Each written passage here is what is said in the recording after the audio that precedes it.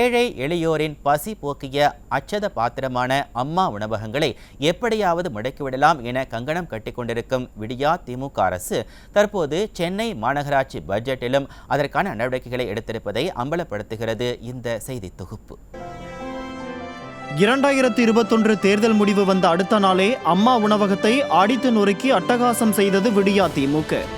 அப்போதில் இருந்து எழுந்த கடும் நெருக்கடிகளாலும் அதிமுகவின் உறுதியான போராட்டங்களாலும் இப்போது வரை அம்மா உணவகங்களை மூட முடியவில்லை திமுகவால்.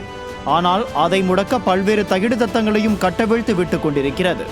கடந்த ஆண்டு சென்னை மாநகராட்சி பட்ஜெட்டிலேயே அம்மா உணவகங்களால் லாபம் எதுவும் இல்லை என்று சொல்லி சர்ச்சையை கிளப்பினார் மேயர் பிரியா. இந்த ஆண்டும் அதே பழைய ராகத்தை பாடியிருக்கிறார். இந்த நிதியாண்டில் 14 கோடி ரூபாய் மட்டுமே வருவாயை ஈட்டியிருப்பதாக கணக்கு காட்டியிருக்கிறார்.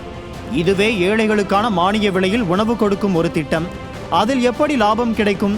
இந்த அடிப்படை புரிதல் கூட திமுகவிற்கு இருக்காதா? 2020-21 நிதியாண்டில், அதாவது அதிமுக ஆட்சியை விட்டு போகும் அந்த ஆண்டில் கூட அம்மா உணவகத்திற்கு ஒதுக்கிய நிதி 76.5 கோடி ரூபாய். ஈட்டிய வருமானம் 24.5 கோடி தான்.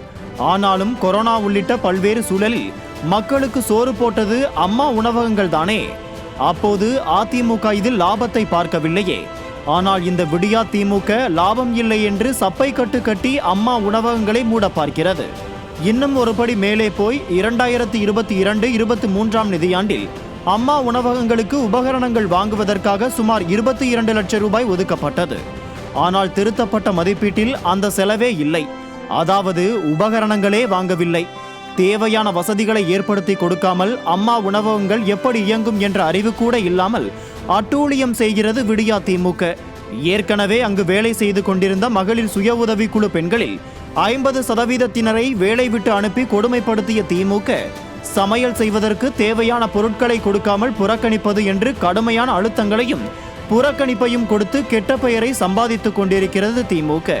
தற்போது சென்னை மாநகராட்சி பட்ஜெட்டிலும் அம்மா உணவகங்களை புறக்கணித்து தன் பாசிச முகத்தை காட்டிக் கொண்டிருப்பதை மக்கள் உணரத் தொடங்கிவிட்டனர் என்பது மட்டும் தெளிவாகிறது. நியூஸ் ஜே செய்திகளுக்காக இணையாசிரியர் மனோஜ்குமார் கோபாலன்.